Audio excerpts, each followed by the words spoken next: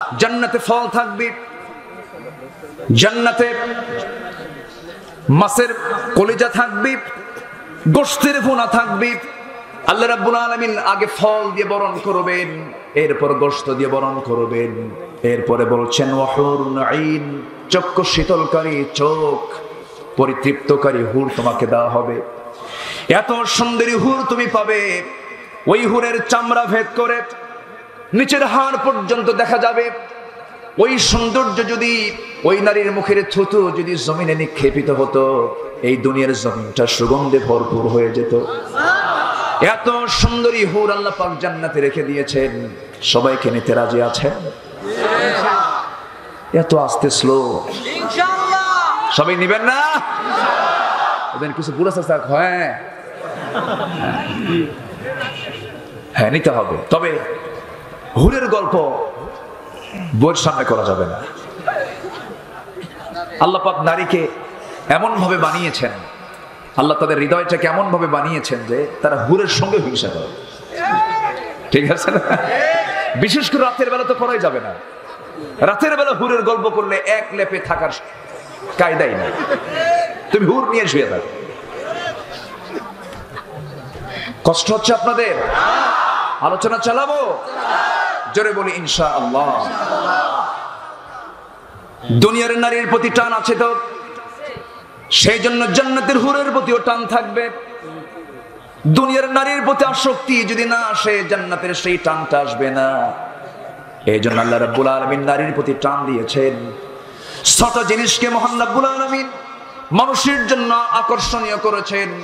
যুইয়িনা লিন-নাসি হুব্বুশ শাহাওয়াতি মিনান নিসা ওয়াল বানিনা ওয়াল কানাতিরিল মুকান্তারা মিনাল যাহাবি ওয়াল ফিদ্দাতি ওয়াল খাইলিল মুসাওওয়ামাতি ওয়াল আন'আমি ওয়াল হারথ যালিকা মাতাউল হায়াতিদ দুনিয়া ওয়াল্লাহু ইনদাহু হুসনুল মাআব। জোরে বলি আল্লাহ। মানুষের জন্য ৬টা জিনিস আকর্ষণীয় করা হয়েছে। এর মধ্যে ১ নাম্বার হলো নারী। পুরুষের জন্য নারী, নারীর জন্য পুরুষ। এই পৃথিবীর প্রথম খুনটা হয়েছে কাকে কেন্দ্র করে? নারীকে কেন্দ্র করে। হিটলার যে ৬০ লক্ষ ইহুদি মেরেছিল, এর মূলও ছিল নারীর কারণ। আমার ভাইয়েরা, এই পৃথিবীতে সবচেয়ে বড় অস্ত্র ব্যবহার করছে আজকে ইহুদি খ্রিস্টানরা, নারী অস্ত্র। ঠিক কিনা? নারীকে উলঙ্গ করে বের করো, কিন্তু না না, ইসলামে নারীকে এত সম্মান দেওয়া হয়েছে, এত মর্যাদা দেওয়া হয়েছে। আমার নবী বলেন, আমি 4টা মেয়ের বাবা।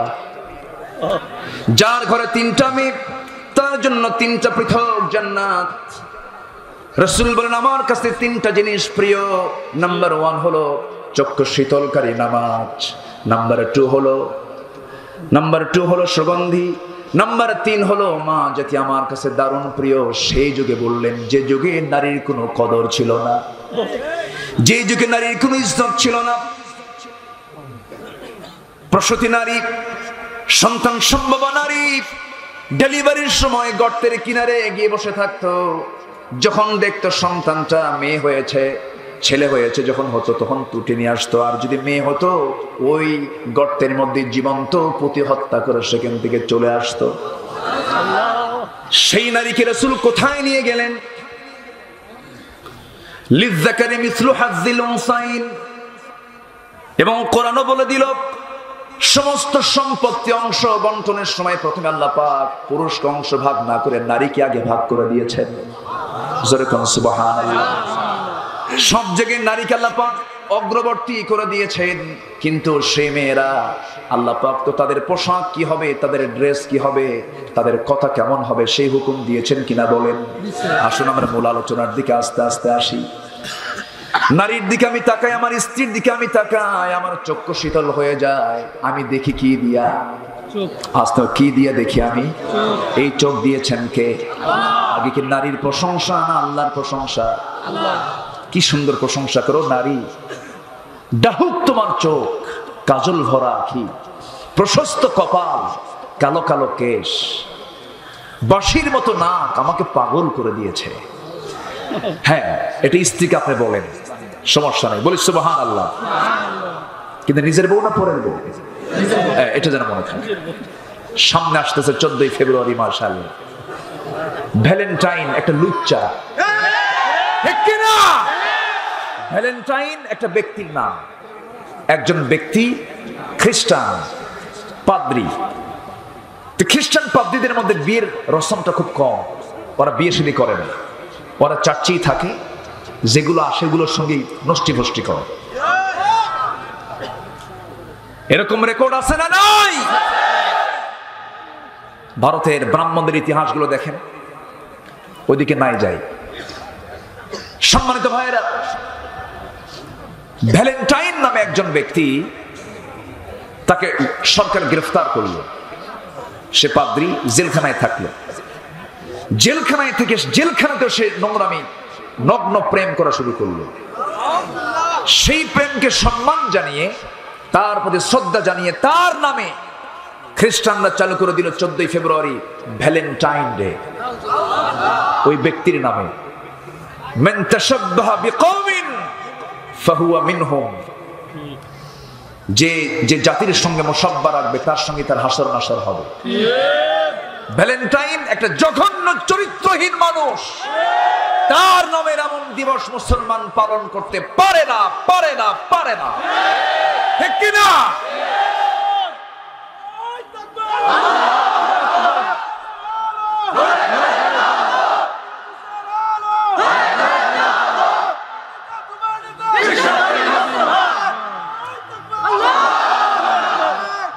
সম্মানিত ভাইয়েরা, আজকে যদি এই সমস্ত কথাগুলো আমরা না বলি, যুব সমাজ ধ্বংসের দিকে চলে যাচ্ছে। 14 তারিখ আসবে, গোলাপ ফুল বিক্রি হবে। একটা গোলাপ, রক্ত গোলাপ, লাল গোলাপ বিক্রি হবে 1000 টাকা, 1500 টাকা পর্যন্ত। এত দাম কেন? দাম কি গোলাপে? সম্মানিত ভাইয়েরা, সেই গোলাপ দেবে কাকে? স্বামী বউকে দেবে না, মগা মগিকে দেবে, টোনা টুনিকে দেবে। ওরা ওই নগ্নাচরণ গুলো করবে, আমরা ছায়া থেকে দেখবো। চেয়ে থেকে দেখার নাম ঈমান নয়, মোকাবেলা করতে হবে সমস্ত সংস্কৃতি। কষ্ট হচ্ছে আপনাদের? আজকে আমার সাবজেক্ট পর্দা। পর্দা কি ভ্যালেন্টাইন কয়? পর্দা কি ভালোবাসা দিবস পালন করতে বলে? কেন আজকে কেন বিজাতীয় সংস্কৃতিগুলো আমার দেশে ঢুকলো? আমার দেশে কিছু ইউরোপ আমেরিকান মার্কা কিছু কুত্তা আছে, কিছু আছে না নাই? ইউরোপ আমার সভ্যতা না, আমেরিকা আমার সভ্যতা না, ইউরোপ আমেরিকার কালচার আমার কালচার না। আমার কালচার হলো ইসলাম। কালচার কি? Culture is the way of life. Culture is the way of life. Culture হলো জীবন চলার পথ। জীবন চলার পথই হলো ইসলাম, ঠিক কি না? ইসলাম যা জায়েজ বলবে আমি তাকে জায়েজ বলবো, ইসলাম যা হারাম বলবে আমি তা হারাম বলবো। আজকে এই হক কথাগুলো না বলার কারণে ইতালি মুসলমানদের হাতে ছিল, রোম মুসলমানদের হাতে ছিল, স্পেন ছিল মুসলমানদের হাতে। আজকে সব হাতছাড়া হয়ে গেছে। ভারতবর্ষে মুসলমান ছিল সংখ্যাগরিষ্ঠ, ভারতের নেতৃত্ব দিয়েছে মুসলমান। সেই মুসলমান আজকে কেন মার খায়? ঘাপটি মারা কিছু মুনাফিক হক কথা বলে না, ভয় পায়। আমাদের কথা বলার দরকার আছে না নাই? ওরা আমার মুখ বন্ধ করবে, হাতের ইশারা দিয়ে কথা বলবো। ওরা আমার পা ভেঙে দেবে, আমি হামাগুড়ি দিয়ে সামনে যাব। জীবনের শেষ নিঃশ্বাস থাকা পর্যন্ত হকের কথা বলেই যাব। জোরে বলি ইনশাআল্লাহ। সম্মানিত ভাইয়েরা, আজকে একটা ছেলে একটা মেয়ে ওপেন ঘোরাফেরা করে, পরপুরুষ পরনারী। সামনে আমরা সবচেয়ে থেকে দেখি, কিচ্ছু বলি না। যখন বলা হয় তোমাদের পরিচয়, সঙ্গে সঙ্গে বলে এটা আমার বয়ফ্রেন্ড, এটা আমার গার্লফ্রেন্ড, চিন্তা করেন, এই কথাটা কি ইজি হয়ে গেছে? কিছু ভাবেই না। যাদের ভাবনায় আসে না তারা কেমন করে ইমানদার হতে পারে? ঠিক কিনা? এগুলো কি বন্ধ হওয়ার দরকার আছে না? এগুলো কি ওয়াজ করে শুধু বন্ধ হবে না? দেড় হাত লাঠির দরকার, শাসনের দরকার আছে না নাই? একটু কান লাগান, মনোযোগ দিয়ে শোনার চেষ্টা করুন। আল্লাহ রাব্বুল আলামিন নারী সমাজকে ডাক দিয়ে বলছেন, তোমরা 5টা কাজ করো। এই 5টি কাজের ভিতরে সেই 1 নাম্বার কাজ হলো ফালা তাখদা'না বিল কওলি ফায়াতমা'আল্লাযী ফী কলবিহি মারাদ ওয়া কুলনা কওলাম মা'রুফা। তোমাদের কথাকে সুন্দর করে পরপুরুষের সামনে তোমরা কথা বলতে যেও না, নিক্কণ সুরে কথা বলতে যেও না। যাদের অন্তরটা দুর্বল, যাদের দিলটা দুর্বল, দিলের মধ্যে যাদের রোগ আছে, রোগটা তাদের বেড়ে যাবে। তোমাদের কথার সৌন্দর্য আমি আল্লাহ দিয়েছি, সুন্দর করে তোমরা স্বামীর সামনে কথা বলো। তোমার নিজ যারা আত্মীয় স্বজন মুহরিম যারা আছে তাদের সঙ্গে তোমরা কথা বলতে পারো, কিন্তু সুন্দর করে মিষ্টি সুরে পরপুরুষের সঙ্গে তোমরা কথা বলতে যেও না। কার কথা? ওয়াকুলনা কাওলাম মা'রুফা। যা বলবেন ন্যায়সঙ্গত কথা যদি বলতে হয়, ন্যায়সঙ্গত স্ট্রেট হয়ে কথা বলবে। কার কথা? আল্লাহর কথা। এখন কি মেয়েরা তাই বলে নাকি? স্বামীর সামনে ঝাঁকি মেরে কথা বলে, স্বামীর সামনে রূঢ় আচরণ করে কথা বলে, স্বামীকে দাম দিতেই চায় না। তবে সব মহিলার কথা বলবো না, আমার দেশে বহু মহিলা আছে ভালো হতে চায় কিন্তু স্বামী ভালো হতে দেয় না। আছে না নাই? আছে। স্বামী ভালো হতে দেয় না। এই যে 14ই ফেব্রুয়ারি আসবে, এই 14ই ফেব্রুয়ারির দিনে বউটাকে সুন্দর গোলাপ দিয়ে সাজায় বলবে, তোমাকে একটা সুন্দর ছবি তুলি। সুন্দর ছবি তুলে ফেসবুকে একটা ছবি পোস্ট করবে, বলবে শোনো বন্ধু বান্ধব আমরা সবাই জামাতের সাথে দেখি। কথা বোঝেন নাই? যেরকম নাউজুবিল্লাহ। বউ কি সবার না একজনের? তুই সবাইকে দেখাস কেন? এরকম বেকুব যুবক আছে না নাই? বউকে ভাগাভাগি করে দেখবে। এগুলো কথা কি বলার দরকার নাই? আচ্ছা, আজকের সমাজে মেয়েরা কি করে? সব মহিলা বলবো না, মাদেরকে দোষ দিয়ে কি করব? মারা ভালো হতে চান। সমাজের যারা নেতৃস্থানীয়, যাদের কণ্ঠবট আইনগুলো পাশ হয়ে যায়, তারা যদি একটু শক্ত হয়ে যেতেন, আইন কানুন যদি ঠিক থেকে যেত, এগুলো হতো না।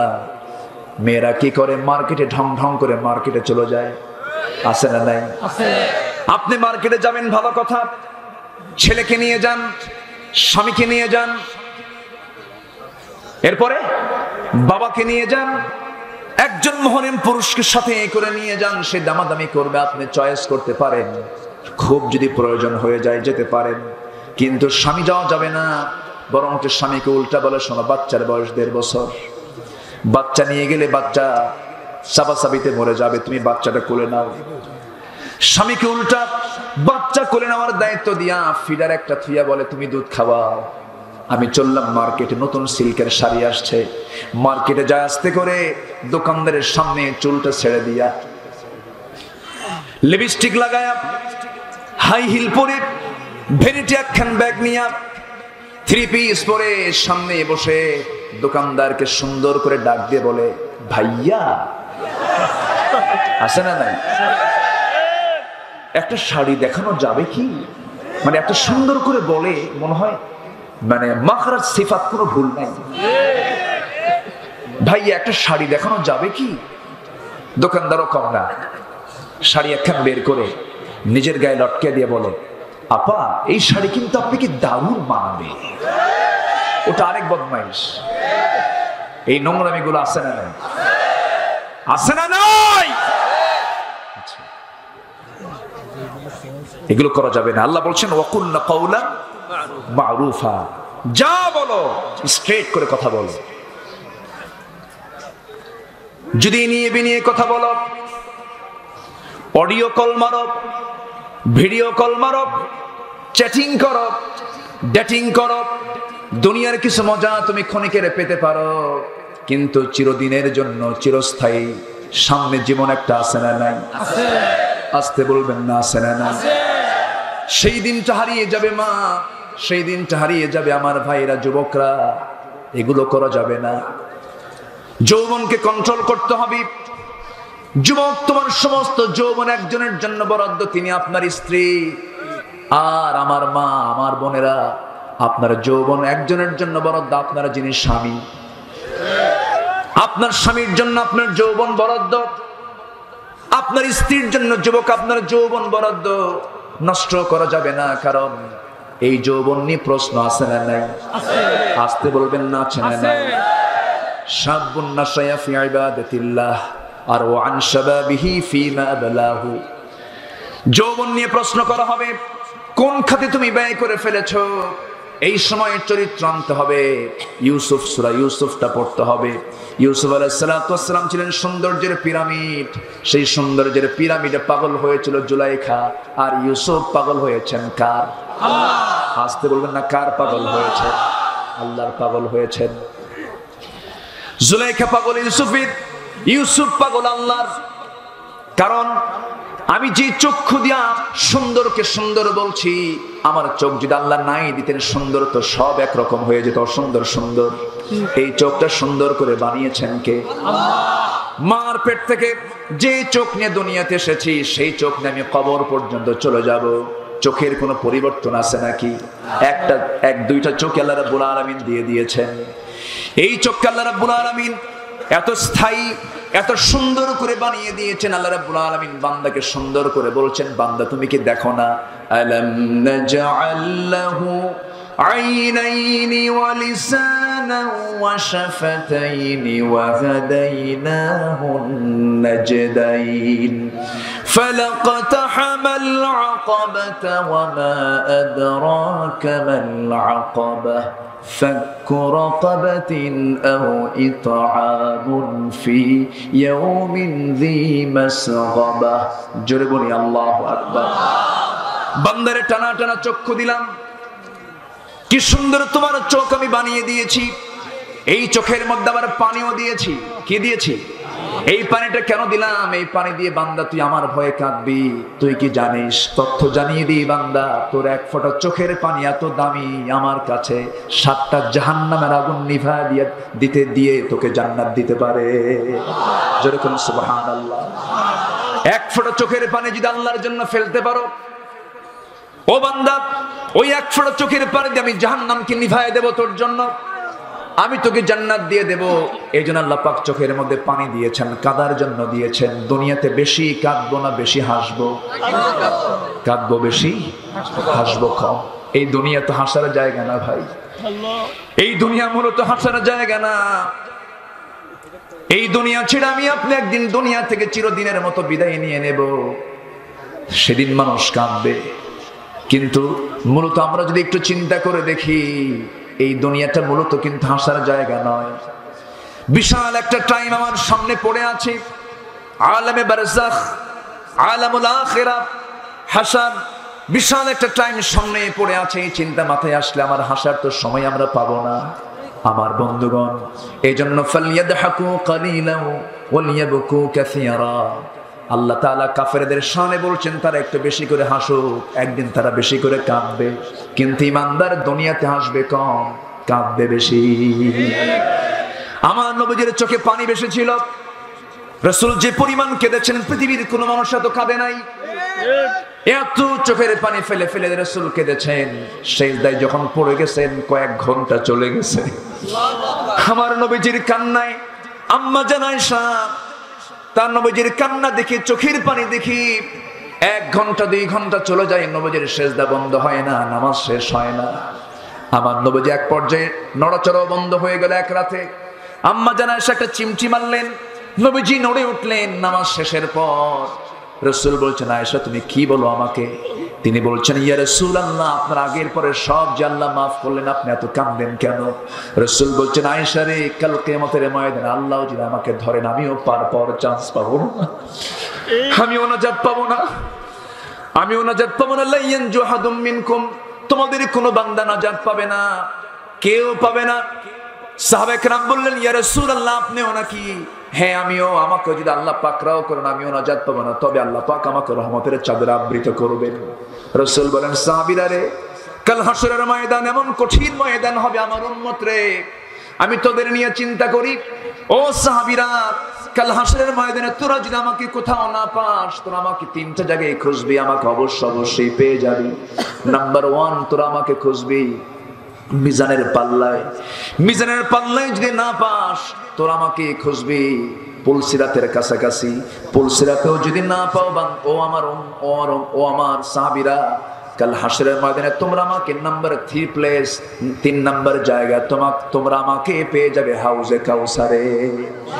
হাউজে কাউসারে আমার সঙ্গে তোমার যদি দিদার হয়ে যায়, কোনো চিন্তা নাই, জান্নাতের পেয়ালা দিয়া হাউজে কাউসার থেকে পানি তুলে নিয়া আমি তোমাকে আমার বরকতি হাতে তোমাকে খাওয়ায় দেব, পান করায় দেব, জনমের তৃষ্ণা নিবারণ হয়ে যাবে, আমি তুমি মিলে দুজন মিলে একসঙ্গে জান্নাতে ঢুকে যাব। জোরে বলি সুবহানাল্লাহ। এই দুনিয়ার নিয়ামতগুলো দেখার জন্য চোখটা দিয়েছেন কে? আল্লাহ। নিয়ামতগুলো দেখে বলবো সুবহানাল্লাহ, জোরে বলেন। আশ্চর্য হলে বলবো সুবহানাল্লাহ, বরত্ব প্রকাশ করতে বলবো আল্লাহু আকবার, আর কোনো কিছু নিয়ামত ভোগ করার পরে বলবো আলহামদুলিল্লাহ। এগুলো ভাষাগুলো কে শিখিয়ে দিয়েছেন? আল্লাহ শিখিয়ে দিয়েছেন। আমার ভাইয়েরা, এই চোখের ভিতরের যে পানি আল্লাহ রাব্বুল আলামিন দিয়েছেন, এই পানি যদি সাধারণ কোনো পানি হতো, মিনারেল ওয়াটার যদি হতো, এরকম যদি পানির পান যদি হতো, পান করার পানি যদি হতো, আমার দেশের সমস্যা নেই। তবে -ডিগ্রি তাপমাত্রা, যেখানে -10, -11, এমন জাতীয় দেশের মানুষের চোখের সমস্যা হয়ে যেত, চোখের পানিগুলো ঠান্ডার ঠেলায় বরফ হয়ে যেত, হ্যাং মারত চক্ষুগুলো, চোখের কার্যকারিতা হারায় ফেলতো, চোখের কর্নিয়া নষ্ট হয়ে যেত, ভেইনগুলো জমা লেগে যেত, জমাট হয়ে যেত।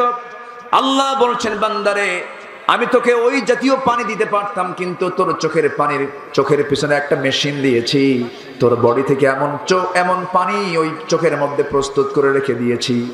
ওর মধ্যে কিছু পানি আছে, কিছু শ্লেষ্মা আছে, কিছু তেল আছে, আর কিছু আছে ইলেকট্রোলাইটের জটিল মিশ্রণ।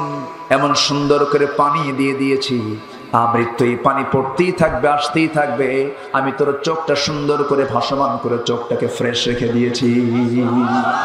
একটু আসতে বলি সুবহানাল্লাহ, জোরে বলি সুবহানাল্লাহ। নাকটা দিয়েছেন কে? আল্লাহ। নাকের কাজ আছে না নাই? খাওয়ার কাজ আগে না নাকের কাজ আগে? আগে খাবারটা কই যায়? নাকে যায়। এটা জায়েজ না নাজায়েজ? নাকের কাজ আগে, এরপরে মুখের কাজ। পঞ্চেন্দ্রিয়ের ভিতরে গুরুত্বপূর্ণ দুটো ইন্দ্রিয় হলো নাক আর মুখ। নাক দিয়ে আমরা খাই, মুখ দিয়ে আমরা খাই। নাকের খাবার বেশি জরুরি না মুখের খাবার বেশি জরুরি? জোরে বলেন, কিসের খাবার বেশি জরুরি? নাকেরটা বেশি জরুরি। মুখেরটা আপনি 2 দিন না খেলেন, 2-3 দিন না যদি খাবারও পেয়ে থাকি বাঁচতে পারবো হয়তো বা, কিন্তু নাকের খাবারটা যদি 2 মিনিট 3 মিনিট বন্ধ থাকে, শেষ, ফুটুস। কেউ আমরা বাঁচবো না। অনেকে বলে আল্লাহ কেমন করে খাওয়ায়, আল্লাহ আমাকে কেমন করে বাঁচায়, আমি বাজার না করে চাকরি না করলে তো খাবার পাবো না। সঙ্গে সঙ্গে 2 নাকের ছিদ্র ধরবেন বন্ধ কইরা, তাহলেই বুঝবে যে আল্লাহ কেমন করে খাওয়ায়। আল্লাহ কত বড় রহমান। আমার আল্লাহ প্রত্যেকটা বান্দার নাকের ডগায় খাবার 24 ঘন্টা রেখে দিয়েছেন। এই খাবারটা কতটুকু জরুরি, যারা করোনায় আক্রান্ত হয়ে যারা আইসিইউতে আছে তারাই বোঝে অক্সিজেনের গুরুত্ব কতটুকু, ঠিক কিনা? করোনায় আক্রান্ত ব্যক্তি যখন তার লাংস আক্রান্ত হয়ে যায়, আর পারে না এই অক্সিজেন দিয়ে সে আর কভার করতে পারে, নিতে পারে না, তখন তাকে ডাক্তার নিয়ে যায়। ভিতরে 20 লিটার 30 লিটার সারাদিনে 40, 50, 70 লিটার পর্যন্ত প্রয়োজন হয়ে যায়, যার দৈনন্দিন বিল 1 লাখ 2 লাখ পর্যন্ত চলে আসে, 50-60 হাজার টাকা পর্যন্ত চলে আসে। আর আমার আল্লাহ সারা জীবন খাওয়ালেন, মার পেট থেকে আজ পর্যন্ত 1 টাকাও নিলেন না। একটু আস্তে কোন সুবহানাল্লাহ, জোরে বলি সুবহানাল্লাহ। সে আল্লাহকে আমরা ভুলে থাকি। এই পৃথিবীর সকল সৃষ্টি আমার খাদেম, পৃথিবীর সকল সৃষ্টি আমার খাদেম, আর আমি আল্লাহর গোলাম। যেরকম সুবহানাল্লাহ। আমরা গোলামি করব কার? আর আমরা এমন সৃষ্টি, সকল সৃষ্টিকে আমার অনুগামী করা হয়েছে। হাতি বড় না মানুষ বড়? হাতি বড় শারীরিক। হ্যাঁ বলেন, হাতি বড় না মানুষ বড়? আবার কেউ হাতিও বড়। হ্যাঁ, মানুষ জ্ঞানে বড়। সেন্স দুইটা, উত্তর দুইটাই রাইট। আমি কাউকে দুটেই পাস, 100-100, কোনো সমস্যা নেই। হাতিও বড়, মানুষও বড়, দুই সেন্সে। আকারে হাতি বড়, সম্মানে মানুষ বড়। হাতি মানুষ চালায় না মানুষ হাতি চালায়? বলেন বলেন বলেন বলেন। তাহলে আকার হলেই হবে না, থাকতে হবে এমন কিছু যা আল্লাহ পাক মানুষকে দিয়েছেন। সেটা হলো মানুষকে দিয়েছেন আকল। আফালা তাকিলুন, আফালা তুবসিরুন। আল্লাহ পাক মানুষকে দিয়েছেন আকল, জ্ঞান দিয়েছেন। এই জ্ঞান দেওয়ার কারণেই কোন প্রাণীর বিচার হবে না মানুষ ছাড়া, ঠিক কি না? মানুষের বিচার আছে না নাই? বিচার করবেন কে? আল্লাহ। মালিক ইয়াউমিদ্দিন, বিচার দিবসের মালিক কে? আল্লাহ বিচার করবেন। সেজন্য আল্লাহর বিচার যেহেতু হবেই, বিচারের মুখোমুখি হতেই হবে। আল্লাহ পাক কিছু নিষেধ করেছেন, কিছু আদেশ করেছেন কোরআনে, সব মানবো না? জোরে বলি ইনশাআল্লাহ। আমি তো সাবজেক্টের বাইরে যেতে পারছি না, আবার আসি লাইনের দিকে। নারীকে আল্লাহ পাক 5টা হুকুম দিয়েছেন। কয়টা হুকুম দিয়েছেন? আমি কি আলোচনা চালিয়ে যাব? সময় তো ঘন্টা ফুরে যাচ্ছে। বিষয় শেষ করে নেন। হ্যাঁ, চালাবো? জোরে বলি ইনশাআল্লাহ। আর জোরে বলি ইনশাআল্লাহ। সম্মানিত ভাইয়েরা, নারীকে বলা হচ্ছে তোমরা নিক্কণ সুরে কোনো কথা বলো না, কথা বলো ন্যায়সঙ্গত কথা। কার কথা? আল্লাহ, আল্লাহর কথা টানবেন। এরপর আল্লাহ রাব্বুল আলামিন বলছেন, 16 নাম্বার 2 হুকুম হলো وقرن في بيوتكن ولا تبرجن تبرج الجاهلية الأولى। তোমরা তোমাদের বাড়িতে অবস্থান করো, প্রয়োজনে বাইরে বের হবে, সমস্যা নেই, তবে জাহেলি যুগের নারীর মতো তোমরা উদ্ভ্রান্তের মতো উচ্ছৃঙ্খল হয়ে বাইরে বের হইও না। আজকে ডিজে নেহা, আনুষ্কা দিহান, এই সমস্ত ইতিহাস বাংলার জমিনে তৈরি হতো না, নিকৃষ্ট ইতিহাস হতো না। তনু হত্যা, খাদিজার প্রতি জুলুম নির্যাতন, সিলেট এমসি কলেজের ইতিহাসগুলো, ধর্ষণ দিয়ে দিয়ে আজকে গোটা দেশ ভরে গেছে। সব বন্ধ হতো যদি এই আয়াতটা সমাজে চালু হয়ে যেত, ঠিক কিনা? আমার দেশ ক্রিকেটে গোটা বিশ্বকে মাতিয়ে দিয়েছে, যেমন সেঞ্চুরি করে করে সাকিব আল হাসান যেমন গোটা বিশ্বকে দেখিয়ে দিয়েছে, ভালো কথা। এইদিকে আবার ধর্ষণের সেঞ্চুরি করে মাতিয়ে দিয়েছে, এমন রেকর্ড আছে না নাই? আছে না নাই?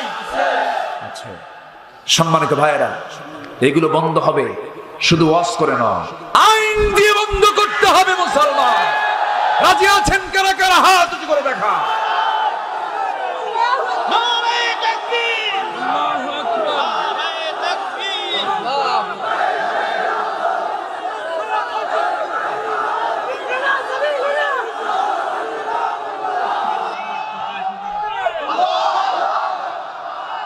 আল্লাহ সবার হাতকে কবুল করুন, জোরে বলি আমিন, আরো জোরে আমিন।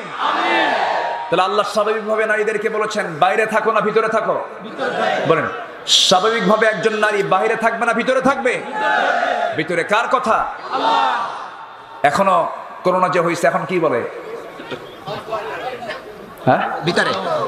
বাইরে না ভিতরে? এখন ভিতরে বলে না? ভিতরে থাকো। মেয়েরা এখন মোটামুটি নেকাব লাগা শুরু করছে। পর্দার ভয় না হলেও, আল্লাহর ভয় না হলেও, করোনার ভয়ে মুখ ঢাকছে, ঠিক কিনা? সেদিন এয়ারপোর্টে আমি বিমানে উঠবো, দেখি প্রত্যেক নারীর মুখে 3-4টে করে মাস্ক। আগে আমরা ওয়াজ করলে বলতো হুজুর আমাদের অক্সিজেন বন্ধ করে মেরে ফেলবে, এখন তার বন্ধ হয় না, 4-5টা একসঙ্গে লাগায় রাখে, মুখে মাস্ক কিন্তু গায়ে কাপড় নাই। তাহলে মুখে যে মাস্কটা লাগিয়েছে এটা ভাইরাসের ভয়ে, কিন্তু মেয়েরা যে গায়ে কাপড় চোপড় দেয় এখানে ভাইরাস আছে না নাই? এখানে বদনজর আছে না নাই? একটা প্রাণী আছে কচ্ছপ, চিনেন তো? কচ্ছপ ডিম পারে কোথায়? শুকনায়, ডাঙ্গায়, আর বসবাস করে পানিতে।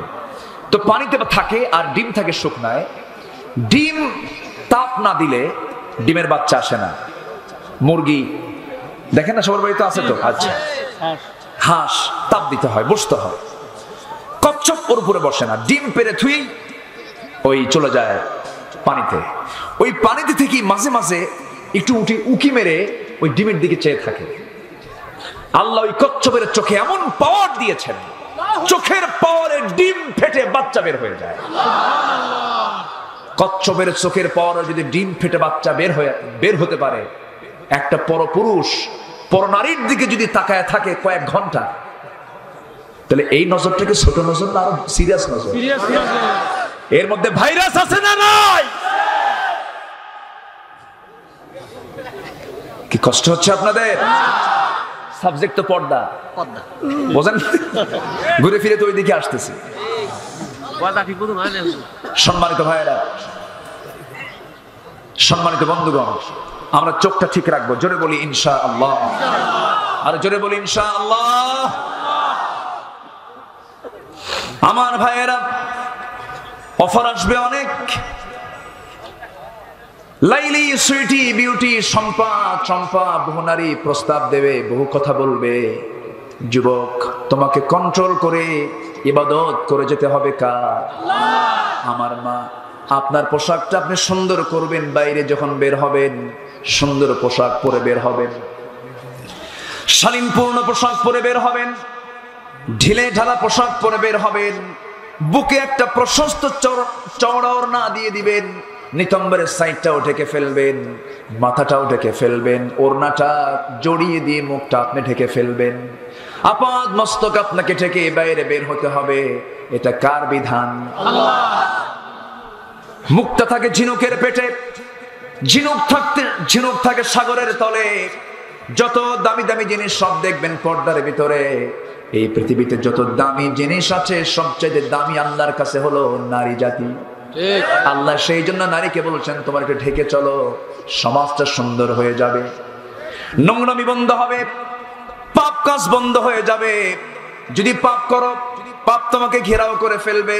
ইন তাজতানিবু কাবাইরা মা তুনহাউনা আনহু নুকাফির আনকুম সাইয়্যাতিকুম ওয়া নুদখিলকুম মুদখালান কারীমা। পাপ যদি করো, পাপ তোমাকে ঘেরাও করে ফেলবে, পাপ তোমাকে রেহাই দেবে না। যে বিড়ি খায় বিড়ির চিহ্ন তার চেহারায় আছে না নাই? যে মদ খায় তার মদের চিহ্ন চোখে আছে না নাই? আমার ভাইরা, সেজন্য পাপ কাজ আমরা যাব না। জোরে বলি ইনশাআল্লাহ। বিড়ি খাওয়া সুন্নতে মুআক্কাদা। আমার দেশের 4 অঞ্চলে বিড়ি চলে, 4 অঞ্চলে 4 ফতুয়া চলে।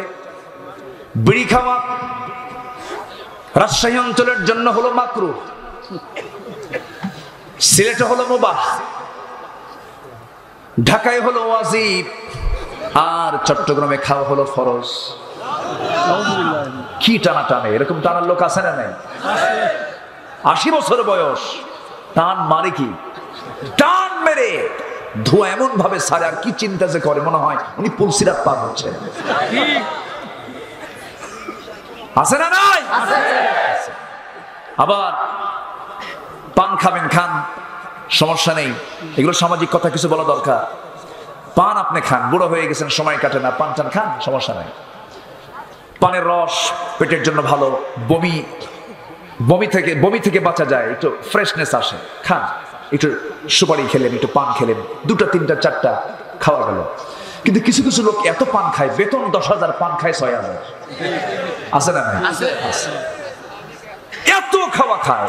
আচ্ছা, পান খান, পানের সঙ্গে আবার হাকিমপুরি রহমতুল্লাহ আলাইহি কেন? কি আছে না নাই? হাকিমপুরের ভিতরে যে পাতা, বিড়ির মধ্যেও কি একই পাতা, যেটাই লাও সেটাই কদু। এগুলো করা যাবে না। ইমানদারের মুখ থাকবে পরিচ্ছন্ন। আমার নবীজির শেষ কাজ ছিল মুখ পরিষ্কার করা মিসওয়াক দিয়া। যেরকম সুবহানাল্লাহ।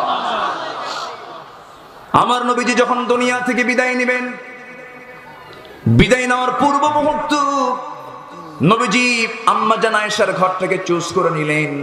ঘরের মধ্যে ঢুকে বলছেন, আয়েশা, আমি তোমার কাছে দেখা করতে এসেছি, আমার মনে হয় আর সময় নাই, তুমি আমাকে শেষ বিদায় দিয়ে দিবা। আয়েশা মাথা কেমন করে যেন চক্কর মারতেছে, মনে হয় বাঁচবো না। আয়েশা একটু শোয়ার ব্যবস্থা করে দাও। আমার নবীজির সামনে বালিশ এনে দেওয়া হলো। রাসূল বলেন, না বালিশ আমি শুবো না, মাথা রাখবো না। আয়েশা আমার কাছে চলে এসো, তোমার উরুটা বিছায় দাও, উরুর উপরে মাথা রেখে আমি আরাম ফরমাতে চাই। আমার নবীজি আম্মা জান আয়েশার উরুতে মাথা রেখে শুয়ে পড়লেন, মাথায় পানি ঢেলে দিলেন। আম্মা জান আয়েশা বলেন, নবীজির শেষ জীবনে আমি রাসূলের 19টা দাড়ি পাকতে দেখেছিলাম। আম্মা জান আয়েশা বলেন, রাসূলকে একদিন বলেই ফেললাম, ইয়া রাসূলুল্লাহ, আপনি তো বুড়া হয়ে যাচ্ছেন, দাড়িগুলো পেকে গেল। রাসূল বলছেন, ও আয়েশা, আমার এই দাড়িগুলো পাকতো না, সূরা হুদের ওই আয়াতটা আমাকে বুড়া বানিয়ে দিয়েছে। ফাস্তাকিম কামা উমিরতা, আপনাকে যা আদেশ করা হয়েছে তার উপর আপনি টিকে থাকেন। এই আয়াতটা যখন আমার সামনে চলে আসে, আমার টেনশনে বিশাল টেনশন বেড়ে যায়, আমার ঘুম আসে না সহজে, এই জন্য আমার দাড়িগুলো পাক ধরেছে। আয়েশা আমার নবীজির চুলগুলো সুন্দর করে গোছায় দেন। নবীজি দুনিয়া থেকে যে কোনো মুহূর্তে বিদায় নেবেন। আজান হয়ে গেল, বেলাল আজান দিলেন। নবীজি জামাতে নামাজ আদায় করার জন্য জোর করে ওঠার চেষ্টা করলেন, কিন্তু পারলেন না। মাথা চক্কর মেরে তিনি পড়ে গেলেন। বলছেন, আয়েশা রে, আমার বেলাল তো আজকে আজান দিল, কিন্তু বেলাল তো আমাকে পেল না রে। আমাকে দেখে যে বেলাল আজান দেয়, আজকে যেন বেলাল কত কান্না কেঁদেছে আমাকে না পেয়ে। দেখে জামাতে যাওয়ার চেষ্টা করি, জামাতেও যেতে পারলেন না, মাথা চক্কর মেরে পড়ে গেলেন। বলছেন, আয়েশা, জামাতে বুঝি আর নামাজ পড়া আমার হবে না, তুমি তোমার আব্বা আবু বকরকে, আমার বন্ধুকে ডাক দিয়ে বলো, আমার মুসল্লায় যেন সে দাঁড়ায়, আমার দায়িত্ব যেন সে পালন করে, মানে আমার পরবর্তী খেলাফতের দায়িত্ব আমার আবু বকরের উপরে চলে আসবে। যেরকম সুবহানাল্লাহ। নেতৃত্ব আসবে নামাজ থেকে। কিসের থেকে বলেন? নামাজ থেকে। যেই নেতৃত্বে নামাজ নাই, যেদের নেতৃত্বে নামাজের গন্ধ নাই, সেই নেতৃত্বকে আমরা জুতা মারি। আমার নবীজির নেতৃত্ব করে উঠেছে নামাজ কেন্দ্রিক। রাসূল বললেন, তোমার আব্বাকে বলো। আমার নবীজির এই প্রিয় সাহাবী যখন নবীর মুসল্লায় দাঁড়ায় গেছেন, সাহাবীদের মধ্যে কান্না রোল পড়ে গেছে। দাঁড়ায় আর মনে মনে চিন্তা করে সবাই কান্দে আর বলে, হারে, সারা জীবন নামাজ পড়েছে নবীর পিছনে, আর বুঝে নবীর পিছনে নামাজ আমাদের কিসমতে জুটবে না, আমরা মনে হয় নামাজ পড়তে পারবো না। সবাই চিৎকার করে করে কান্দে। নবীজি বলছেন, আয়েশা রে, আমার সাহাবীরা কান্দে কেন, আমাকে নিয়ে যাও। যাওয়ার মতো কোনো কায়দা নাই। ঘাড়ের উপরে হাত রেখে ভর দিয়ে জানালার কাছে গিয়ে উকি মেরে জানালার ওই ফাঁকা দিয়ে নামাজের দৃশ্যগুলো দেখছেন। সাহাবীরা কান্দে। সাহাবীদের কান্না দেখে আমার নবীর চোখেও পানি চলে আসছে, নবীও কান্দেন, গালগুলো পানিতে ভিজে যায়। আম্মা জান আয়েশা তার হাত দিয়ে সেই পানিগুলো, চোখের পানিগুলো মুছে দেন আর বলেন, ইয়া রাসূলুল্লাহি, আপনার উম্মতরা কাঁদতেছে, আপনার সাহাবীরা কাঁদতেছে, কিন্তু আপনি কাঁদেন কেন? আপনার সাহাবীরা তো 5 ওয়াক্ত নামাজ তারা পড়তেছে, নামাজে তারা দাঁড়িয়েছে, আপনার কান্না করার কারণ কি? রাসূল বলছেন, আয়েশা রে, আমার চোখের যে পানি দেখতেছে, এই চোখের পানি আমার দুঃখের পানি নয়, এই চোখের পানি হলো আমার চরম আনন্দের চোখের পানি। এই চোখের পানির জন্য বের হলো আজকে এই নামাজ কায়েমের জন্য। আজকে সব জায়গায় নামাজ কায়েম হয়ে গেছে, নামাজ ভিত্তিক সমাজ গড়ে উঠেছে। এই নামাজ কায়েমের জন্য তায়েফের মানুষ আমাকে ফুল না দিয়ে পাথর দিয়ে আমাকে বরণ করেছে। উহুদের ময়দানে কাফেররা আমাকে পাথর নিক্ষেপ করেছে, আমার দাঁত ভেঙে ফেলে দিয়েছে, কপালের মধ্যে লোহা বিদ্ধ করে দিয়েছে। এই নামাজ কায়েমের জন্য আমাকে মক্কার মানুষ ধাক্কা মেরে মক্কা থেকে বের করে দিয়েছে, নাগরিকত্ব বাতিল করে দিয়েছে, হত্যার হুলিয়া জারি করেছে। সেই নামাজ আজকে রাষ্ট্রীয় পর্যায়ে কায়েমের দৃশ্য দেখে আয়েশা আমি কান্দি। এই কথা বলার পর আম্মা জান আয়েশা তাকে আস্তে করে নিয়ে সেখান থেকে নামায়া নিলেন, আবার শোয়া দিলেন। শোয়া দিয়ে বলছেন, ইয়া রাসূলুল্লাহ, আপনার কিছু প্রয়োজন আছে নাকি? রাসূল বললেন, সেই সময় দুনিয়ার কোনো কিছু বললেন না। বলছেন, আয়েশা, আমার মুখটা কেমন যেন দুর্গন্ধ মনে হচ্ছে, একটা মেসওয়াক এনে দেওয়া যায় নাকি? আম্মা জান আয়েশা সেই সময় নবীজির জন্য উরুটা বিছায়া দিয়েছিলেন। তিনি উঠবেন কেমন করে, বেয়াদবি হয়ে যাবে। বড় ভাই আব্দুর রহমানকে ডাক দিয়ে বলছেন, ভাই আব্দুর রহমান একটা মেসওয়াক এনে দাও তো। মেসওয়াক এনে দেওয়া হলো। সেই মেসওয়াকের আগাটা শক্ত মনে করে আম্মা জান আয়েশা তার শক্ত দাঁত, 18 বছর বয়সে আম্মা জান আয়েশা চাবায় চাবায় নরম করে দিলেন। নরম করে দেওয়ার সময় কিছু মুখের থুতু ওই মেসওয়াকের আগায় লেগে থাকলো। নবীর হাতে যখন দেওয়া হলো, নবীজি মেসওয়াকটা হাতের মধ্যে নিয়ে মুমূর্ষ অবস্থায় আম্মা জান আয়েশার দিকে তাকে একটা মুচকি হাসি মারলেন, চাঁদের যেন ঝিলিক মারতেছে। নবীজি একটা হাসি মেরে মেসওয়াক শুরু না করে আগে করলেন কি, সেই লেগে থাকা থুতু, লেগে থাকা সেই থুতুটা চুষে চুষে রাসূল পান করছেন আর মুচকি হাসি মেরে বলছেন, আয়েশা রে, আমার বুঝি এটাই হবে আমার জীবনের শেষ খাবার, আমি মনে হয় আর বাঁচবো না। এরপরে মেসওয়াক করলেন, মেসওয়াক সম্পূর্ণ হয়ে গেল। মেসওয়াক সম্পূর্ণ করার পর আমার নবীজি বলছেন, আয়েশা, আমি মনে হয় দুনিয়া থেকে বিদায় নিয়ে নেব, তুমি আমার কাছ থেকে দুনিয়া থেকে আমি বিদায় নেওয়ার পর আমার উম্মতের জন্য একটা মেসেজ দিয়ে দিবা, আমার উম্মতরা যেন 5 ওয়াক্ত নামাজ যেন কখনো না ছেড়ে দেয়। জোরে বলি সুবহানাল্লাহ। সবাই কি নামাজ পড়তে রাজি আছে? সবাই কি নামাজ পড়তে রাজি আছে?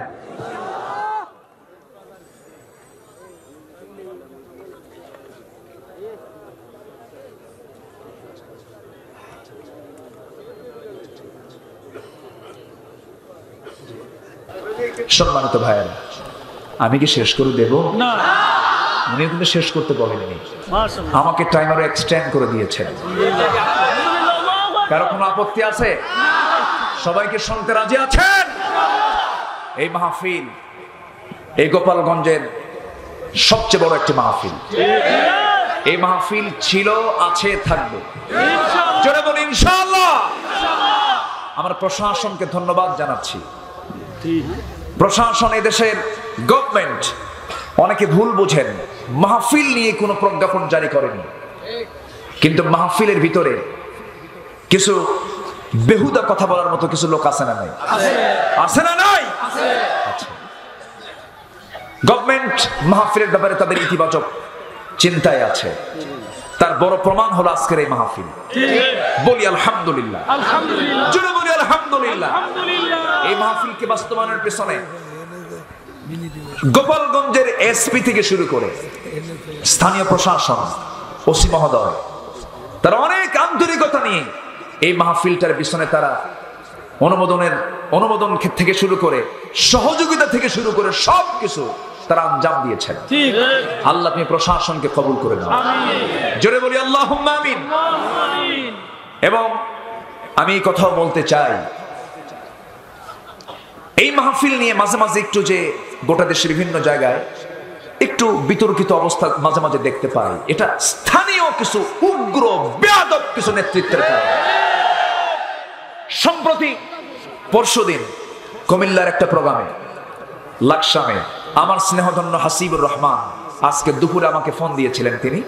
আমি তাকে বললাম কি হয়েছে, ব্যাপারটা কি? আমাকে বলে, হুজুর, আমি আলোচনা চলাকালীন অবস্থায় সে এসে আমার মাইকটা টান মেরে সরাই দিল এবং অশ্রাব্য ভাষা, এবং সে নিজে বলেছে আমি গুন্ডা, আমি মাস্তান, যারা এই মাহফিলের আয়োজন করেছে আমি তাদের ঘর বাড়ি জ্বালায় দেব, সেই জায়গায় সবজি চাষ করব। এটা মানসিক ভারসাম্যপূর্ণ কোন মানুষের বক্তব্য হতে পারে না। অবশ্যই সে কয়েক বোতল খাইছে, ঠিক কি না? এই জন্যই বোতল হারাম করেছেন কে? বোতলটা হারাম করেছেন কে? সে যদি মানসিক ভারসাম্য হারায় ফেলে সেটা ভিন্ন কথা। তবে তুমি যে বেয়াদবি করেছো, এই বেয়াদবির জবাব আল্লাহ তোমাকে দেবেন, ঠিক কি না? মাননীয় স্বরাষ্ট্রমন্ত্রী, আমি আজ পর্যন্ত স্বরাষ্ট্রমন্ত্রীর মুখ থেকে একটা অযাচিত নেগেটিভ একটা কথা আলেমদের বিরুদ্ধে আমি পাই নাই। স্বরাষ্ট্রমন্ত্রী অতি গুরুত্বপূর্ণ পদে তিনি থেকে তো কোনো কথা বলেন না, আলেমদেরকে সম্মান জানিয়ে তিনি কথা বলেন।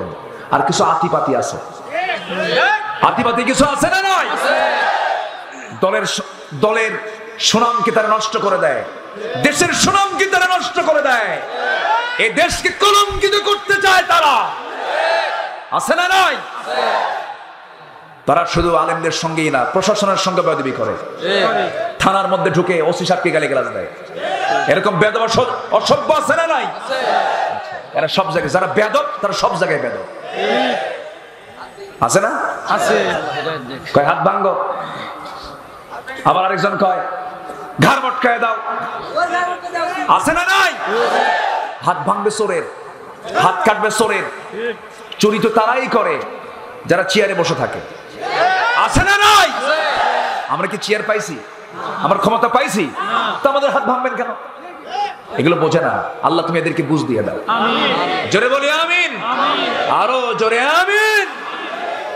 প্রশাসন এই মাহফিলটার পিছনে তারা সম্পূর্ণ 100% সমর্থন দিয়েছেন। দেশের কোন মানুষ কি সুদ চায়, ঘুষ চায়, চুরি চায়, ডাকাতি চায়, জেনা চায়, ধর্ষণ চায়, অসামাজিক কাজ চায়? কোন প্রশাসনিক এগুলো চায়? তাহলে আমাদের ওয়াজ তো ঠিকই আছে। আমাদের ওয়াজের দরকার আছে না নাই? আছে। আসুন আবার লাইনে আসি। কোনো কষ্ট হচ্ছে না। মেয়েদের জন্য কয়টা কাজ? আমরা আসি বসে কারা? তোর আজকে আমার কি উল্টা একটা ওয়াজ দিছে তো। কই আমার রবিউল ভাই বাইরে মহিলা প্যান্ডেল আছে, আছেন তো? বলি আলহামদুলিল্লাহ, আলহামদুলিল্লাহ, জোরে বলি আলহামদুলিল্লাহ। আলহামদুলিল্লাহ। সম্মানিত ভাই, হ্যাঁ সাবজেক্ট আরেকটা দিচ্ছে আমাকে, খামেন আসতেছে। সব সাবজেক্ট আজকে আমারই দিয়ে দেন, যা আছে কপালে দেখা হবে সকালে, সকাল পর্যন্ত। হিয়া হাত্তা মাতলাইল ফজর। সবাই থাকেন, আমি চলে যাব। না, তা হবে না। খুব ভালো আপনারা। আল্লাহ পাক বলছেন তোমার জাহেলি যুগের নারীর মতো উদ্ভ্রান্ত হয়ে ডেকোরেট হয়ে বাইরে বের হয়ে না। এটা কার কথা? আল্লাহর কথা। এমন হাজি আমার দেশে আছে না নেই বলেন তো? বউকে সুন্দর করে সাজায় গোজায় মার্কেটে নিয়ে ঘরে আবার বলে আমার মিসেস, আছে না নাই? এগুলো করা যাবে না। বউকে আপনি ডিসপ্লে করবেন কেন? বউ তো ভিতরের ব্যাপার। বউকে আপনি দেখেন, সবাই মিলে দেখবেন কেন? আল্লাহ এগুলোকে মানা করে দিয়েছেন। আল্লাহ বোঝার তৌফিক দান করুন। আল্লাহ রাব্বুল আলামিন নাম্বার 3 হুকুম করছেন وقرن في بيوتكن ولا تبرجن تبرج الجاهلية الأولى وأقمنا الصلاة وآتينا الزكاة وأطعنا الله ورسوله। আল্লাহ রাব্বুল আলামিন নাম্বার 3 হুকুম করছেন নারী সমাজকে তোমরা নামাজ কায়েম করো। মেয়েদের এই দায়িত্ব আছে না নাই? আল্লাহ অন্য জায়গায় আরো সুন্দর করে বলছেন সূরা তাওবার 71 নম্বর আয়াতে বলছেন ওয়াল মুমিনুনা ওয়াল মুমিনাতু বা'দুহুম আউলিয়াউ বা'দ يأمرون بالمعروف وينهون عن المنكر। জোরে বলি আল্লাহু আকবার।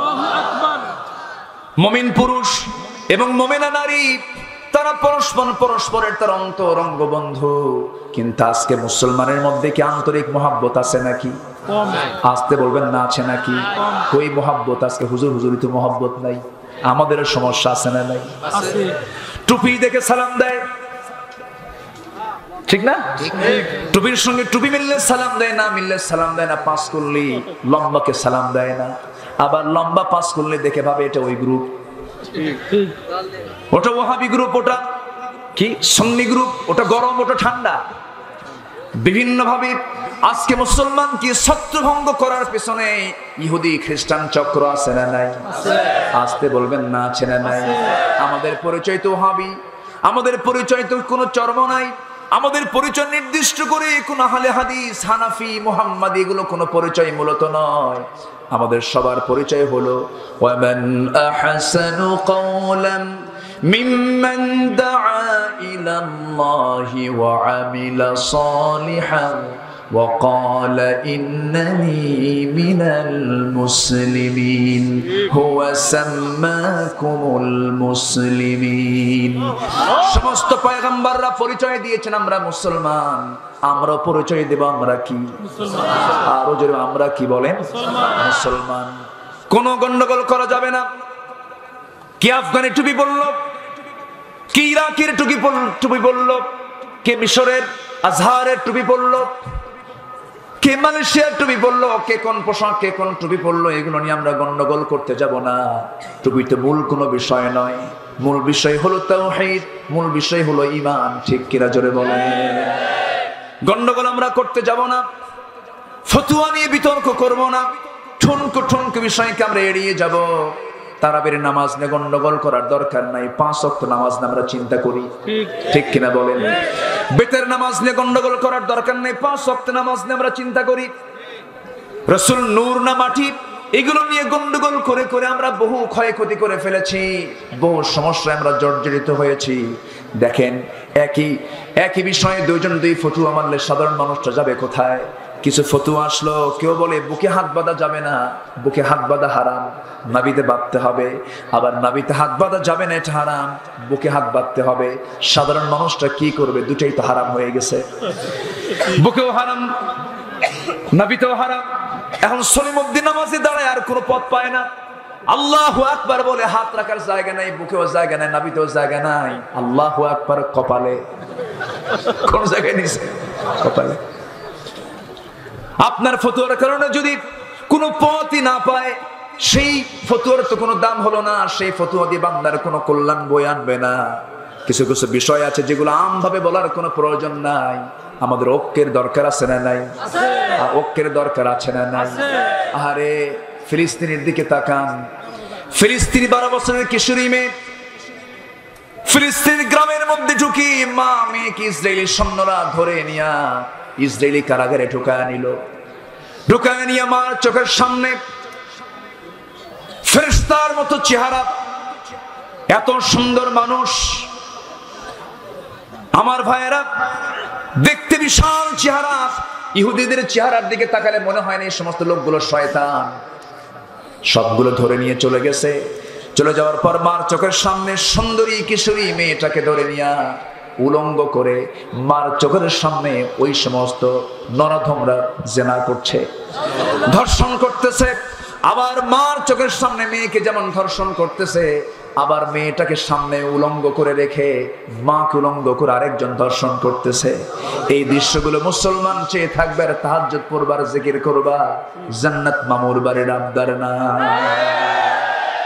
কাশ্মীরে মার খায়,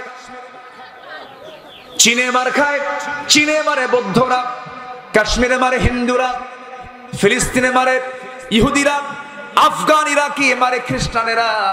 গোটা দুনিয়াতে আজকে মুসলমানকে মারে। মুসলমান তুমি একতার প্ল্যাটফর্ম তৈরি করতে পারো না। অথচ মুসলমানদের ইতিহাস ছিল সোনালী ইতিহাস, এমন ভ্রাতৃত্ব ছিল যে একজনের জন্য আরেকজন অকাতরে প্রাণ দিয়ে দিয়েছে। আছে না নাই?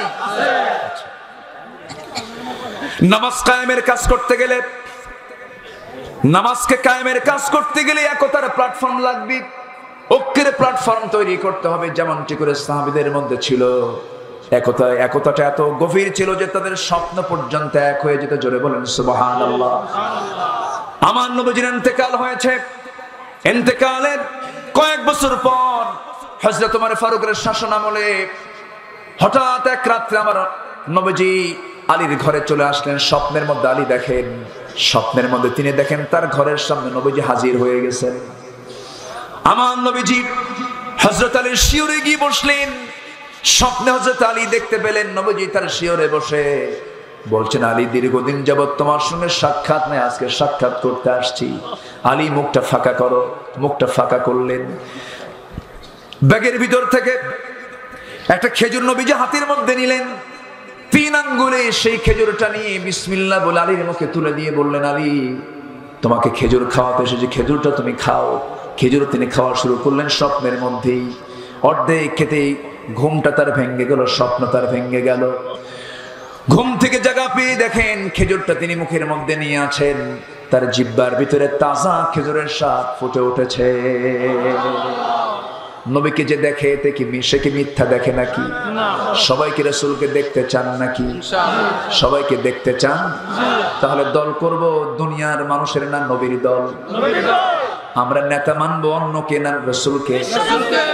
আমার নেতাকে মুহাম্মদ সাল্লাল্লাহু আমার নেতা তোমার নেতা, আমার নেতা তোমার নেতা মনে থাকবে সবার। কিন্তু আজকে আমার দেশের নেতা বেশি না কর্মী বেশি?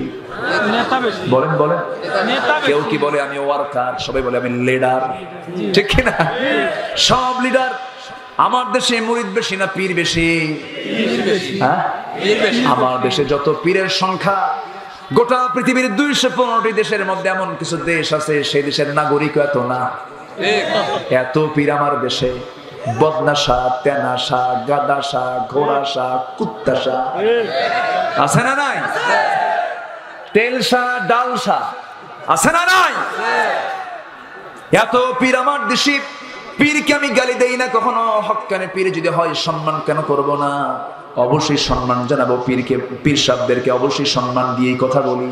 কিন্তু আমার দেশে এমনও পীর আছে যে পীরের মুরিদ হলে নামাজই লাগে না। আছে না নাই বলেন? আছে না?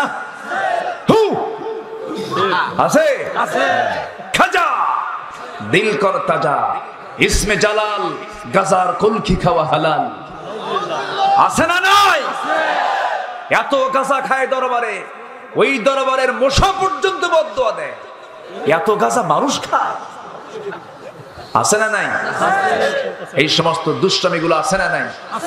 আছে। এগুলো করা যাবে না। মানিকগঞ্জে একটা মাহফিল ছিল আমার, সেই মাহফিলে যাওয়ার পর আমাকে একজন বলল, হুজুর যে গ্রামে মাহফিল করতে আসছেন এই গ্রামে 350 পীর।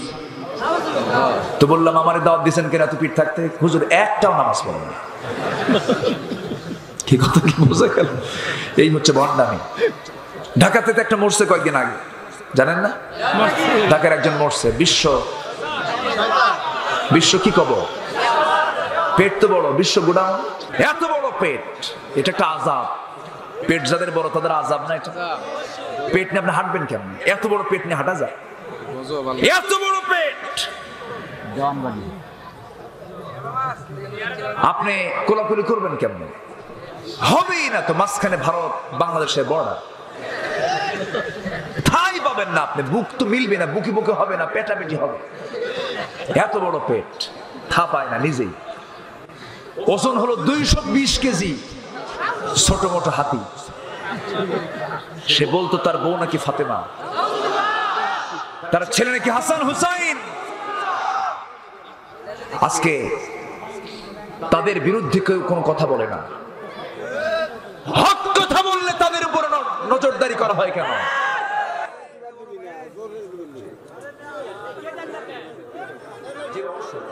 সম্মানিত ভাইয়েরা, এই ভণ্ড দরবার গুলো ইমান ছিনতাই করে নিয়ে যাচ্ছে এরা। যে দরবারে নামাজ নাই সেই দরবারে যত খাদেম আছে হাত পা ভেঙে গুঁড়া করে দেওয়া দরকার। ওরা আল্লাহর হককে নষ্ট করতেছে। কিছু বাবা থাকে ওই দরবারে, মানে ওই যে মাজারে কিছু মশারু থাকে, মশারু এরকম মোষ আর সালার চট পড়ে থাকে, বলে যে আমি খাদেম। খাদেম না, সন্ত্রাস ওটা, ঠিক কিনা? এইরকম মোষ, হাইব্রিড জাতের মোষ, 2-2.5 ইঞ্চি মোটা, খুব ভিটামিন সমৃদ্ধ মোষ আছে না নাই? এই মশারুগুলো, মাজারগুলো, ওই কবরগুলো দখল করে আছে। ইমান কেমনে চলে যায়? সেই মাজার সামনে যখন পড়ে, ট্রাকের ড্রাইভার ট্রাক চালায়, হেল্পার যখনই মাজার দেখে, মাজার শরীফ লেখা, মাজার শরীফ, সপ্ত শরীফ, বুঝলেন? যখন মাজার দেখে তখন হেল্পার ড্রাইভারকে বলে, বস থামেন, ব্রেক। এই কি হয়েছে রে? মাজার শরীফ। কি কথা বল? টাকা দেন 100 টাকা দিয়ে আসলো কানা ফকিরকে। ও যে বাক্স একটা আছে, কানা ফকিরে দিয়ে আসলো। আচ্ছা, টাকার দরকার কি মরা লোকের না জিন্দা লোকের? কার টাকা দরকার? যে কবরে শুয়ে আছে তার টাকা দরকার না বিধবার দরকার? মরা লোকের দরকার না এতিমের দরকার? দিলে বুড়া লোকের। বলতেছে, বস যদি মাঝে না থামতেন টাকা বাস্ট। ইমান আছে? আসতে কেমন ইমান আছে? আবার অনেকে বাচ্চা হয় না, ছেলে হয় না, মেয়ে হয় না, চলে যায় নিয়ত করে, আছে না? মান্নত করে বাবার দরবারে যাব। বাবা চুপ করে বসে আছে, গরু একখান ছাগল একখান দিছে। গরু ছাগল যারা পাঠায়, যে গরু পাঠায় সে এক বলদ, যে ছাগল পাঠায় সে এক রাম ছাগল, ও নিজেই ছাগল। পাঠায় বলে, বাবা বাবা গো, 19 বছর হলো সংসার, ছেলেও নাই মেয়েও নাই, বাবা তোর বাপ নাই বাড়িতে, তুই বাপ বলে ডাকিস না, তোর বাপ নেই। এখানে সে নকল বাপরে ডাকে, বাবা ও বাবা। বাবা কথা কয় না, বাবা একখান হাতে লাঠি নিয়েছে, বাঁকানো লাঠি, সাপের মতো না, এই দেখেন না, লাঠি নিয়ে বসে আছে, ভান ধরে আছে। জামানার ক্ষতি, জামানার কুতুব না, জামানার কি ক্ষতি না, জামানার জঙ্গল। হাতে একখান লাঠি নিয়ে বসে আছে, আলিশান চেয়ারে বসে আছে। বাবা কথা বলো, 19 বছর সংসার, তুমি একটু দেখো তো আমার কপালটা কেমন, আমার কপালে কি আসলে কি বাচ্চা কাচ্চা আছে? মাঝে মাঝে মিটিমিটি করে চায়, আধা ঘন্টা যায়, কোনো কথা বলে না। ধীরে ধীরে সে চুপচাপ আছে, শুনশান নীরবতা। বাবা ও বাবা, তুমি কি দেখতেছো কিছু, আমার কি কপালে আছে বাচ্চা কাচ্চা আছে? অনেকক্ষণ পর ভান ধরেছিল, এতক্ষণ চট করে একটা আওয়াজ দেয় ভিতর থেকে, যা। কি কথা কি বুঝতেছে? এই একটা আওয়াজ দিয়ে বললো, এই তো ওহী নাযিল হয়ে গেছে। যেরকম নাউযুবিল্লাহ, কাশফ খুলে গেছে, কাশফ খুলে গেছে, কাশফ খুলে গেছে। এগুলো কিচ্ছু না, এগুলো সম্পূর্ণ 100% ভণ্ডামি। এই ভণ্ডামি দূর হবে 1.5 হাত লাঠির পিছন পড়লে পিছন, ঠিক কি না? সন্তান দেবেন কে? আল্লাহ। ইয়াহাবু লিমান ইয়াশাউ ইনাসা ওয়া ইয়াহাবু লিমান ইয়াশাউ যুকুর। আল্লাহ যাকে চান ছেলে, যাকে চান মেয়ে, অথবা যাকে চান কিচ্ছু দেন না। ঠিক ফয়সালা কার? আল্লাহ। সন্তান চাই বাবার কাছে। আশ্চর্য কথা, গায়েবের খবর পৃথিবীর কেউ জানবে না। গায়েব জানার যোগ্যতা কার? গায়েব জানার যোগ্যতা পৃথিবীতে একমাত্র আল্লাহ তাআলা। পৃথিবীর কোন পয়গম্বরও গায়েব জানতেন না। কথা বোঝা গেল? আমার রাসূলও গায়েব জানতেন না। রাসূল যদি গায়েব জানতেন তাহলে বলতেন, আয়েশা তোমার বিরুদ্ধে যে অভিযোগ উঠেছে, মুনাফিকরা যে কথা বলেছে তোমার সতীত্ব নিয়ে, সম্পূর্ণ ভিত্তিহীন, বানোয়াট, কাল্পনিক, তুমি আমার ঘরে থাকো। কিন্তু যখন এই কথাগুলো যখন ছড়িয়ে দিল মুনাফিকরা, রাসূল কি বলেছিলেন এই কথা? না, বরঞ্চ বলেছেন, আয়েশা তোমার ব্যাপারে নেগেটিভ কিছু কথা আমার কানকে ভারী করে দিচ্ছে, এটার ফয়সালা আমি আল্লাহর কাছে চাই। আমি কিচ্ছু জানি না, আমি তো বুঝতেছি না কিছু। আয়েশা তুমি এই মুহূর্তে এই অবস্থায় যেহেতু অভিযোগ উঠেছে তোমার উপরে, তুমি এখন তোমার মার বাড়ি যাও। তাহলে এখন বলেন, রাসূলকে গায়েব জানতেন? পাঠায় দিলেন বাবার বাড়ি। আম্মা জান আয়েশা কাঁদলেন, নবীজির সামনে দাঁড়িয়ে বলছেন, ইয়া রাসূলুল্লাহ, আমি যাচ্ছি বাবার বাড়ি, আপনি আমাকে অর্ডার দিয়েছেন, আপনি বিশ্ব নবী, আপনি আমার স্বামী, আমি আপনার অনুগত থাকতে চাই। তবে একটা কথা, আমার বিয়ের পেগাম কিন্তু দুনিয়ার কেউ পাঠায়নি, আমার আপনার বিয়ের সিদ্ধান্ত হয়েছে আসমান থেকে। যেরকম সুবহানাল্লাহ, আমি সে আল্লাহর কাছে আস্থা থেকে, আমি তার প্রতি ভরসা করে আমি আমার মার বাড়ি চলে গেলাম, বাবার বাড়ি চলে গেলাম।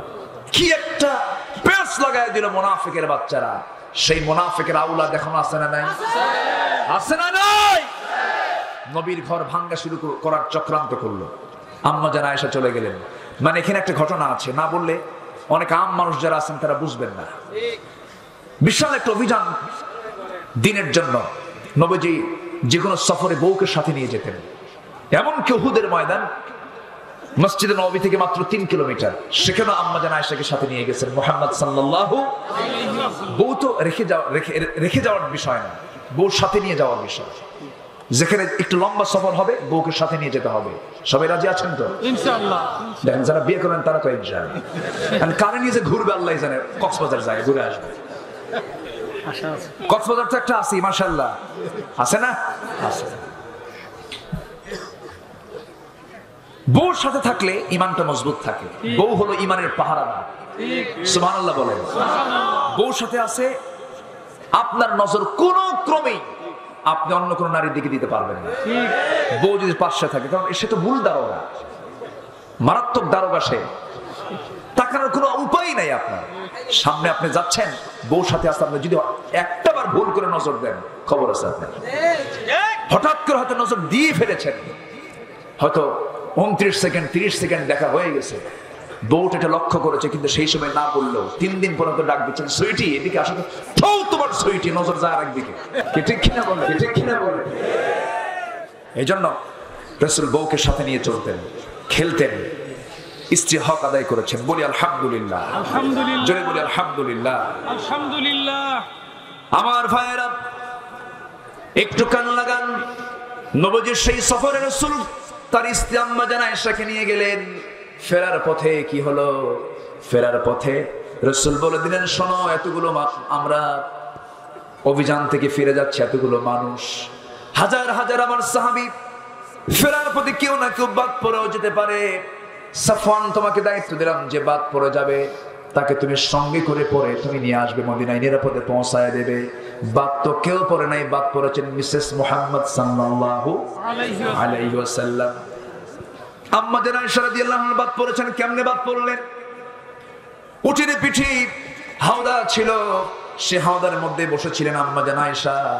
হঠাৎ করে উটটা থামতে হলো, প্রকৃতির চাপ এসেছে, আড়ালে চলে গেলেন। হাজত সারতে গিয়ে একটু দেরি হয়ে গেল। গলায় ছিল একটা হার, ধার করানো হার। আরেকজনের কাছ থেকে তিনি গলার হারটা ধার করেছেন। গলার হার তিনি পরেছেন রাসূলকে খুশি করার জন্য, স্বামীকে খুশি করার জন্য। কিন্তু ফেরার পথে দেখেন হারটা সেটা গলা থেকে পড়ে গেছে। আবার খুঁজতে বের হলেন, খুঁজতে গিয়া তার সময়টা ক্ষেপণ হয়ে গেল বেশি। এইদিকে উটের দায়িত্বে যে সাহাবী ছিলেন, হাওদা নিচে নামানো হয়েছিল, সে হাওদাটা তিনি আবার উপরে তুললেন। আম্মা জান আয়েশা এত চিকন ছিলেন, লিকলিকে ছিলেন, হাওদার ভিতরে থেকেও সে ওজন, না থেকেও সে ওজন টের পায় না সাহাবী।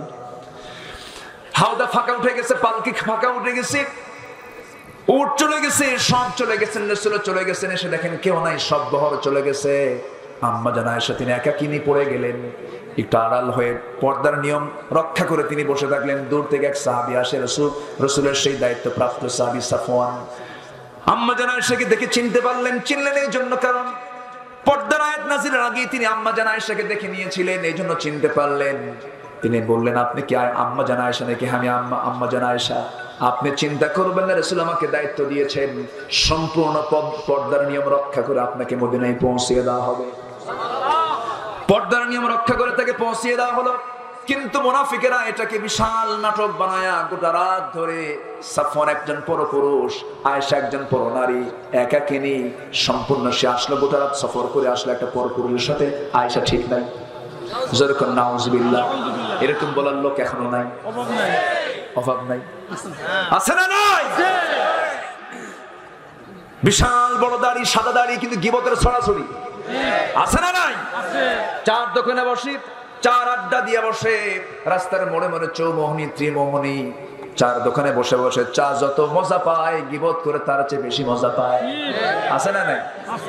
এরকম করে মিথ্যা প্রচার গুলো, এগুলো মুনাফিকদের কাজ। আমার নবীর বিরুদ্ধে যখন এই সমস্ত কথাগুলো গোটা মদিনার বাতাসে যখন ছড়িয়ে দিল, নবীজির কান পর্যন্ত চলে আসলো। নবীজি তো গায়েব জানতেন না। রাসূল যদি গায়েব জানতেন বলতেন, আয়েশা ভুয়া কথা, বসো থাকো। বললেন না, আয়েশা কি যেন আমার কথা আমার কানে আসলো, তুমি এখন তোমার বাবার বাড়ি যাও। আম্মা জান আয়েশা বাবার বাড়ি চলে গেলেন। বাবার বাড়ি যাওয়ার পর সেজদা দেন, রুকু দেন, চোখের পানিতে পানিতে ভিজে যায় তার জায়নামাজ। ঘুম বন্ধ, খাওয়া বন্ধ, শুকে শুকে নোকের মতো হয়ে গেলেন আম্মা জান আয়েশা। মুনাফিকরা হাসে। নবীজি রাতের বেলা ঘুমাতে যান, হাত লাগায়া দেন, আয়েশাকে পান না, নবীজির বুকটা খান খান হয়ে যায়। নবীজির চেহারা দেখে সাহাবীরাও কান্দে, আম্মা জান আয়েশাও কান্দে। ওইদিকে আয়েশার সাথে, আম্মা জান আয়েশা সিদ্দিকার সাথে তার বাবাও কথা বলেন না, মাও কথা বলেন না। কি একটা কঠিন পরিস্থিতি সৃষ্টি হয়ে গেল। মুনাফিকরা এই নাটকগুলো তৈরি করেছে। আজকে সেই মুনাফিকদের নেটওয়ার্ক আছে না নাই? আসতে বলবেন না, ছেড়ে না। এই নেটওয়ার্ক এখনো আছে, আগেও ছিল, এখনো আছে। আমার নবীর বিরুদ্ধে যখন এমন ষড়যন্ত্র করা হলো, তারা স্ত্রীকে নিয়ে যখন নেগেটিভ কথাগুলো ছড়িয়ে দিল, নবীজির ঘুম হয় না, আম্মা জান আয়েশার ঘুম হয় না। 40টা দিন পার হয়ে গেল। নবীর কাছে একদিন হঠাৎ করে জিবরিল আমিন এসে বলছেন, ইয়া রাসূলুল্লাহ, ওহী নাযিল হয়েছে, আয়েশার ক্ষেত্রে ওহী নাযিল হয়ে গেছে, আয়েশার বিন্দু পরিমাণ কোনো দোষ নাই। ইন্নাল্লাযীনা জাউ বিল ইফকি উসবাতুম মিনকুম, যে ইফকের ঘটনা এসেছে, ইয়া রাসূলুল্লাহ, আপনি কোনো চিন্তা করবেন না, আয়েশার কোনো দোষ নাই, সম্পূর্ণ নির্দোষ নারী সে। আপনি চোখ বন্ধ করে আপনি এখন যেতে পারেন, তাকে নিয়ে আসতে পারেন। আমার নবীজি আনন্দ চিত্তে আত্মহারা হয়ে গেলেন, দৌড় মেরে মেরে আম্মা জান আয়েশার কাছে চলে গেলেন, শ্বশুর বাড়িতে চলে গেলেন, দরজায় গিয়ে কড়া নাড়লেন, দরজা খুলে গেল। দরজা খোলার সঙ্গে সঙ্গে আমার নবীজি বলছেন, আয়েশা কোথায়? ওই যে ঘরের ভিতরে। সামনে গিয়ে দাঁড়ালেন, মাথা নিচু করে আছেন, শুকায় গেছেন আম্মা জান আয়েশা।